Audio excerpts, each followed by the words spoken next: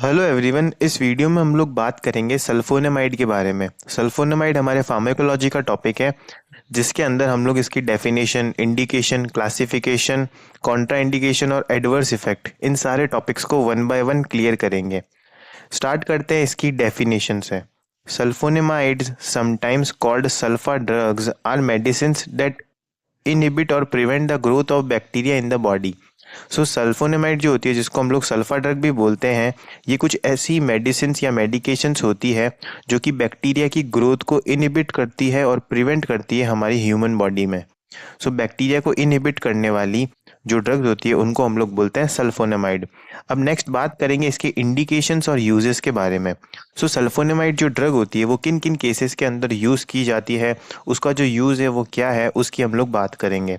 Sulphonamide are used for preventing and treating bacterial infection.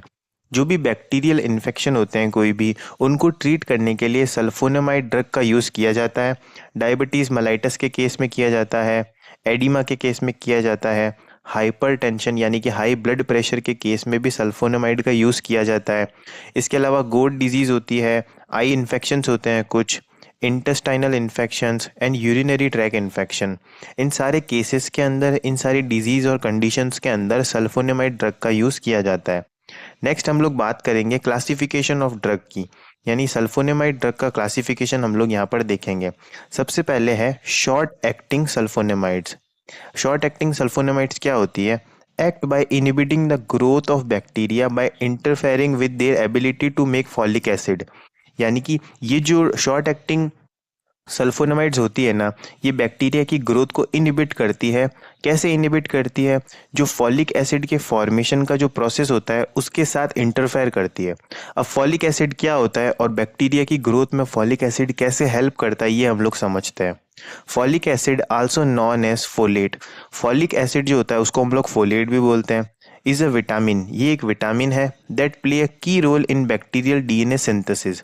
So bacteria को multiply होने के लिए उसके डीएनए को मल्टीप्लाई होना ज़रूरी है, और डीएनए सिंथेसिस के अंदर सबसे इम्पॉर्टेंट रोल होता है फॉलेट का, जो कि एक विटामिन है। और ये जो फॉलेट है इसी को हम लोग फॉलिक एसिड भी बोलते हैं। तो शॉर्ट एक्टिंग सल्फोनेमाइड्स जो होती है वो इस फॉलिक एसिड के प्रोसेस के साथ, इसके सिंथेसिस के प्रोसेस के साथ जाके इंटरफेयर करती है और हमारी बॉडी के अंदर बैक्टीरिया की ग्रोथ को रोकती है। सो आई होप आपको समझ आया होगा। नेक्स्ट अब हम बात करेंगे शॉर्ट एक्टिंग की कुछ एग्जांपल्स है जिनके बारे में। सबसे पहले है सल्फा डायज़ाइन, जो कि यूटीआई या यूरिनरी ट्रैक इन्फेक्शन को ट्रीट करने के लिए यूज में ली जाने वाली ड्रग है। नेक्स्ट है सल्फा थियाजोल, सल्फा मिथिजोल एंड सल्फा मिथाजाइन। सो ये सारी कुछ ड्रग्स है जो कि डिफरेंट डिफरेंट कंडीशंस के अंदर यूज की जाती है। नेक्स्ट बात करेंगे सेकंड क्लासिफिकेशन की, जो कि है इंटरमीडिएट एजेंट्स। इंटरमीडिएट एजेंट्स जो है वो सेकंड कैटेगरी है सल्फोनेमाइड के क्लासिफिकेशन की, जिसकी यहाँ पर एग्जांपल है सल्फा मिथोजोल एंड सल्फामोजोल एंड सल्फाफिनाजोल। सो ये सारी कुछ ड्रग्स है। ये जो ड्रग है वो जनरली ओरल एंटीबायोटिक्स के लिए यूज़ की जाती है, यूरिनरी ट्रैक इन्फेक्शन के लिए यूज़ की जाती है और बैक्टीरियल इन्फेक्शन के लिए यूज़ की जाती है। नेक्स्ट बात करेंगे थर्ड कैटेगरी की, जो कि है लॉन्ग एक्टिंग सल्फोनेमाइड्स। सो इसके भी यहाँ पर कुछ एग्जांपल्स दिए गए हैं जिनको आप देख सकते हैं। नेक्स्ट क्लासिफिकेशन है पुअरली एब्जॉर्ब्ड सल्फोनेमाइड। सो पुअरली एब्जॉर्ब्ड सल्फोनेमाइड भी कुछ केसेस के अंदर दी जाती है, जिसके भी एग्जांपल्स हमने यहाँ पर नोट डाउन कर रखे हैं। नेक्स्ट जो कैटेगरी है वो है टॉपिकल एजेंट्स। सो टॉपिकल एजेंट्स की अगर हम लोग बात करेंगे, अ क्लास ऑफ एंटीबायोटिक्स, ये भी एक एंटीबायोटिक्स की एक क्लास है that can applied on skin to treat some bacterial infections. So कुछ ऐसी क्लास होती है बैक्टीरिया की जो कि बैक्टीरियल इन्फेक्शंस को रिलीफ दिलाने में यूज़ की जाती है और हमारी स्किन पे उसको जनरली यूज़ किया जाता है, जैसे कि सल्फाडुजाइन एंड सल्फामिथिजोल। सो ये कुछ एग्जांपल्स है उसके। नेक्स्ट बात करेंगे कॉन्ट्रा इंडिकेशंस की।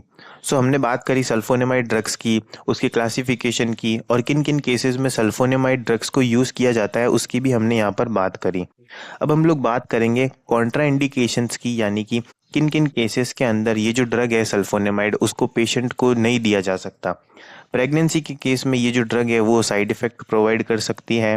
हाइपर सेंसिटिविटी है अगर किसी पर्सन को, लीवर डैमेज है, किडनी का कोई इम्पेयरमेंट है या किडनी रिलेटेड कोई भी इशू है उस केस के अंदर नहीं दे सकते, और पॉर्फीरिया के केस में नहीं दे सकते हम लोग। नेक्स्ट बात करेंगे साइड इफ़ेक्ट की। अगर लॉन्ग टर्म सल्फोनेमाइड का यूज़ किया जाए तो इसके चलते क्या क्या साइड इफ़ेक्ट जो है वो देखने को मिलते हैं, उनकी यहाँ पर बात करेंगे। फर्स्ट है hyper sensitivity reaction. Hyper sensitivity reaction देखने को मिलेगी, हेमेटोलॉजिकल रिएक्शन देखने को मिलेगी, फोटो सेंसिटिविटी देखने को मिलेगी, हाइपोथायरॉयडिज्म देखने को मिलेगा, न्यूरोलॉजिक इफेक्ट देखने को मिलेगा। ये सारे कुछ साइड इफ़ेक्ट है जो कि सल्फोनेमाइड ड्रग को कंटिन्यूस यूज़ करने के बाद देखने को मिलते हैं। इसी के साथ हेपेटाइटिस भी यहाँ पर एक साइड इफ़ेक्ट है। आई होप आपको समझ आया होगा। समझ आया तो please like share and subscribe the video. और अगर आपको इस टॉपिक की पीडीएफ चाहिए तो आप टेलीग्राम चैनल NSG लाइब्रेरी से जाकर इसको डाउनलोड कर सकते हो।